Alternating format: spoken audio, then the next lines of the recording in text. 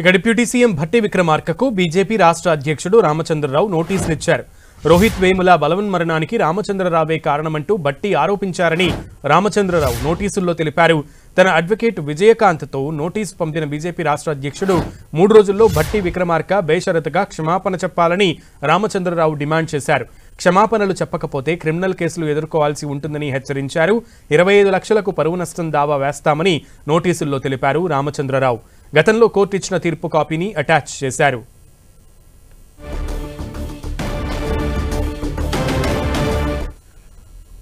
గతంలో ఉప ముఖ్యమంత్రి భట్టి విక్రమార్క చేసినటువంటి కామెంట్స్ పై సవాల్ విసురుతూ ఆయనకి ఖచ్చితంగా బేషరతుగా ఆయన క్షమాపణలు చెప్పాలంటూ బీజేపీ చీఫ్ రామచంద్రరావు ఒక లేఖని విడుదల చేశారు. అలాగే తన అడ్వకేట్తో ఆ లేఖని పంపించడం కూడా జరిగింది. పూర్తి సమాచారం మా ప్రతినిధి అజయ్ అడిగి తెలుసుకుందాం. అజయ్, మనం చూసుకోవచ్చు ఏదైతే భట్టి విక్రమార్క డిప్యూటీ సీఎం భట్టి విక్రమార్క రామచంద్రరావుపై చేసినటువంటి ఆరోపణలకు బీజేపీ రాష్ట్ర అధ్యక్షుడు రామచంద్రరావు లీగల్ నోటీసులు పంపించినటువంటి పరిస్థితి కనబడుతుంది. తన అడ్వకేట్ ద్వారా ఈ లీగల్ నోటీసులు అనేది పంపించడం జరిగింది. ఏదైతే రోహిత్ వేముల ఆత్మహత్యకు రామచంద్రరావే కారణమంటూ భట్టి చేసినటువంటి ఆరోపణల నేపథ్యంలో ఈ లీగల్ నోటీసులు అయితే పంపించినటువంటి పరిస్థితి కనబడుతుంది. 3 రోజులలో సమాధానం చెప్పాలి. 3 రోజులలో సమాధానం చెప్పకపోతే 25 కోట్ల కు ఆయన డిఫమేషన్ సూట్ ఫైల్ చేస్తామంటూ కూడా హెచ్చరికలు జారీ చేసినటువంటి పరిస్థితి కనబడుతుంది.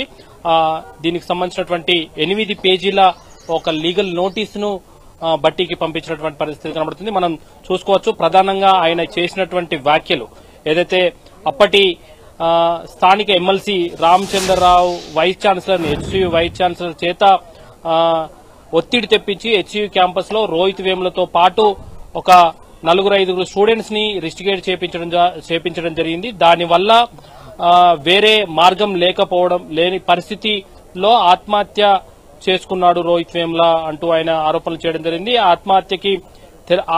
ఆత్మహత్య కారణమైనటువంటి వ్యక్తికి తెలంగాణ బీజేపీ పార్టీ అధ్యక్షునిగా నియమించడం అంటే ఎవరు అయితే దళితులను ఇబ్బంది పెట్టారో వాళ్ళకి పదవులు ఇవ్వడం దీనికి సంకేతం అంటూ కూడా ఆయన వ్యాఖ్యలు చేసినటువంటి పరిస్థితి కనబడుతుంది. దానికి సంబంధించినటువంటి వీడియో లింక్ ను అటాచ్ చేస్తూ దానికి సంబంధించినటువంటి 8 పేజీల ఒక లీగల్ నోటీస్ ను కూడా పంపించడం జరిగింది. ప్రధానంగా మనం లాస్ట్ పేజీలో తీసుకున్నట్లయితే లాస్ట్ పేజీలో ఏదైతే ఈయన చేసినటువంటి డిమాండ్స్ ను మనం చూడవచ్చు. ఏదైతే therefore I believe my client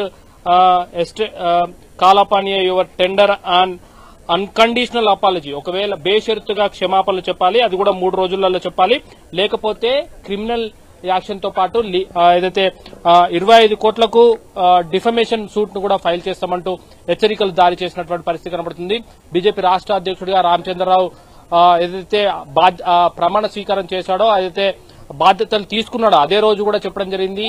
ఎవరైనా నా పైన అనవసరమైనటువంటి ఆరోపణలు చేసినా లేదా డమ్మీ అంటూ మాట్లాడిన వాళ్ళందరిపైన కూడా లీగల్ గా ఎదుర్కొంటాను, లీగల్ గా వాళ్ళను అంతు చూస్తాను అంటూ కూడా ఆయన మాట్లాడినటువంటి పరిస్థితి కనబడుతుంది. అందులో భాగంగానే భట్టి విక్రమార్క ఏదైతే ఆరోపణలు చేసినటువంటి పరిస్థితి, అందులో ఎలాంటి నిజాలు లేని ఆరోపణలు చేసినటువంటి నేపథ్యంలో ఈయన సీరియస్ యాక్షన్ కూడా తీసుకోవడం జరిగింది. గతంలో ఏదైతే ఇచ్చినటువంటి జడ్జిమెంట్ కాపీని కూడా ఇందులోనే అటాచ్ చేసినటువంటి పరిస్థితి కూడా కనబడుతుంది. ఆ జడ్జిమెంట్ ను అటాచ్ చేస్తూ దాదాపు 60 పేజీల జడ్జిమెంట్ ను కూడా అటాచ్ చేయడం జరిగింది. అసలు రోహిత్ వేముల కేసు ఏ విధంగా సాగింది, ఇన్వెస్టిగేషన్ ఎలా సాగింది, అప్పుడున్నటువంటి పోలీసులు ఏం చెప్పారు, కోర్టు ఏం చెప్పింది, రోహిత్ వేములకు సంబంధించినటువంటి కుటుంబ సభ్యులు ఏం చెప్పారు, దానికి సంబంధించినటువంటి పూర్తి వివరాలతో కూడినటువంటి ఒక జడ్జిమెంట్ కాపీని 60 పేజీల కాపీని కూడా అటాచ్ చేయడం జరిగింది. బీజేపీ ముందు నుండి కూడా ఒక వాదన వినిపిస్తుంది. రోహిత్ వేముల అసలు ఎస్సీనే కాదు, ఆయన బీసీ సామాజిక వర్గానికి చెందిన వ్యక్తిగా అభివర్ణిస్తూ వస్తుంది. దాన్ని ఇప్పుడు కోర్టు చేస్తూనే భట్టి విక్రమార్క చేసినటువంటి ఆరోపణలపైన బహిరంగ క్షమాపణ చెప్పాలి, లేని పక్షంలో డిఫమేషన్ తో పాటు క్రిమినల్ చర్యలు కూడా తీసుకోవాల్సి ఉంటుందని హెచ్చరించినటువంటి పరిస్థితి కనబడుతుంది. Okay Ajay, thank you.